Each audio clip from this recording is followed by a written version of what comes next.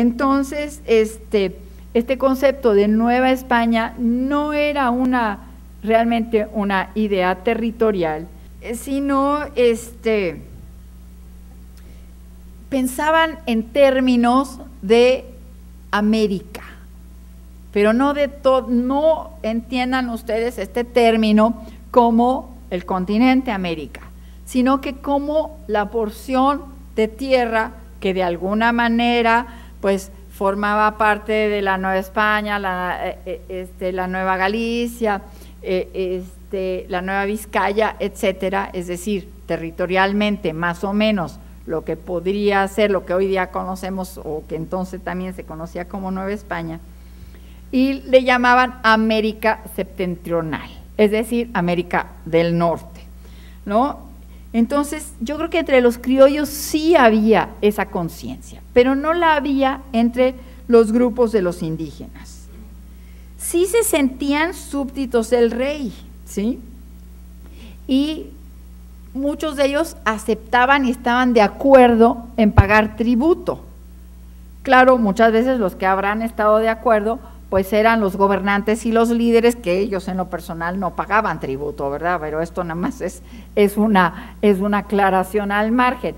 Pero sí, en términos generales parece que había un acuerdo, estaban de acuerdo en pagar tributo, y ellos sentían que entonces merecían o iban a obtener la protección del rey, ¿no? Se sentían protegidos. Había una desvinculación entre lo que era el rey y lo que era la administración virreinal, y esto se dio bastante temprano y se dio en toda América, ¿no? Es decir, para nosotros nos parece absolutamente lógico que una cosa iba con la otra, y a mí me parece, digamos, que hubiera sido lógico responsabilizar al rey pues del mal gobierno que hacían los funcionarios, pero en aquel entonces no se entendían las cosas así, y también muchos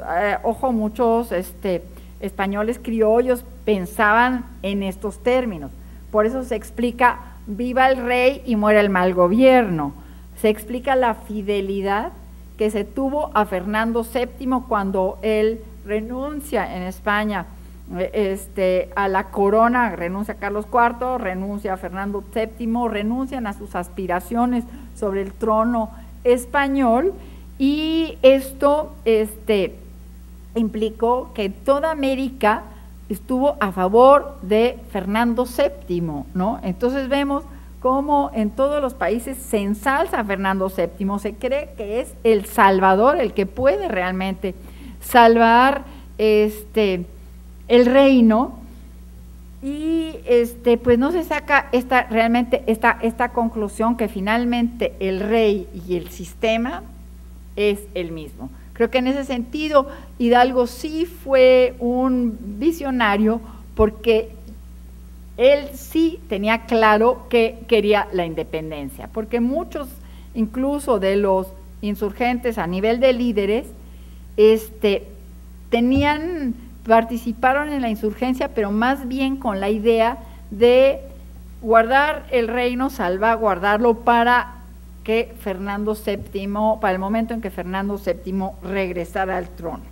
Ya cuando eso sucedió, realmente fue la decepción general, pero esto no es el motivo de mi conferencia del día de hoy.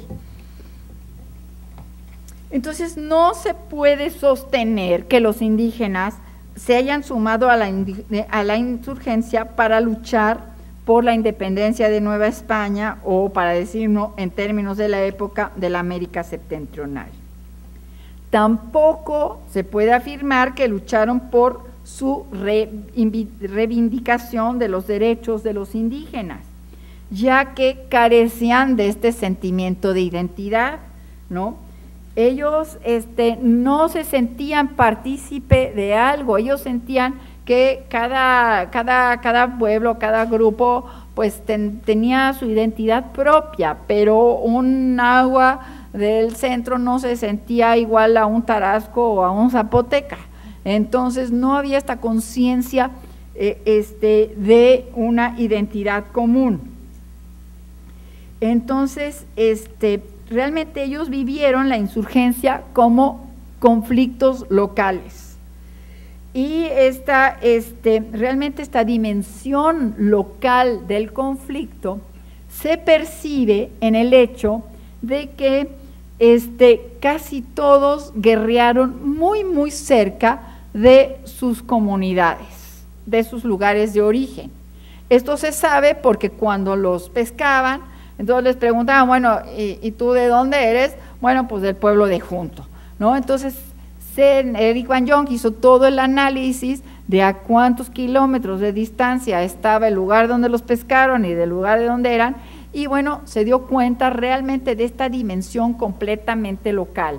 Comparado con los españoles estaban a 4 veces de mayor distancia de sus lugares de origen, en promedio, que los indios. Ellos estaban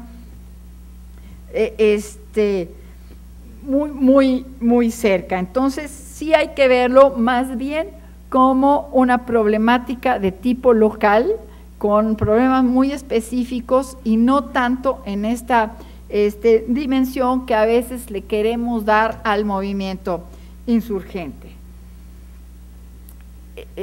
Vemos entonces que tal vez los líderes insurgentes tenían una idea de por qué estaban luchando y las bases tenían otras ideas a veces muy diferentes. Yo creo que esto es algo que tenemos que entender y que nos hace sentido, ¿no? Porque uno dice, bueno, entonces, ¿cómo? Bueno, pues Morelos tendría sus ideas, Rayón tendría sus ideas y pues las personas que luchaban con ellos pues tendrían otras ideas y otras aspiraciones.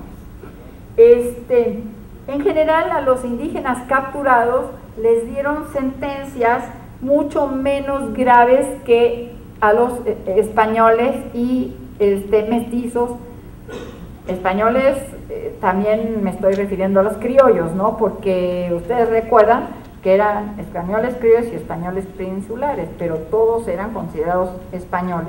Entonces a ellos les dieron sentencias mucho más largas, probablemente por esta cuestión proteccionista que había hacia los indios, la idea que en realidad eran como menores, que no eran muy responsables, que no sabían tan bien lo que hacían. Tal vez también pues eran tantos y no cabían en las cárceles, esto no lo sé, pero a veces me da la impresión de que hoy día pues sacan a tantos de nuestros bandoleros pues simplemente porque no caben en las cárceles, ¿no? Entonces muy probablemente también pasaría eso. Parece que un máximo de penas que tuvieron eran como de 2 años, cuando en el caso de los españoles lo mínimo que estaban eran 2 años y muchas veces tuvieron 4 o 5 años en prisión. Pero como ha demostrado Miguel León Portilla, las ejecuciones de indios insurgentes al caer en manos realistas también fueron relativamente frecuentes, sobre todo cuando se trataba de personas que ya tuvieran un estatus un poquito más importante, cuando eran líderes o algo así, ¿no? Entonces vemos que, por ejemplo, José Nicolás Martínez, José de Jesús Caleira y otros 6 fueron ejecutados por la espalda sin que siquiera se les sometiera a un juicio, ¿no? Y así pues podemos dar muchos otros ejemplos en donde sucedió esto.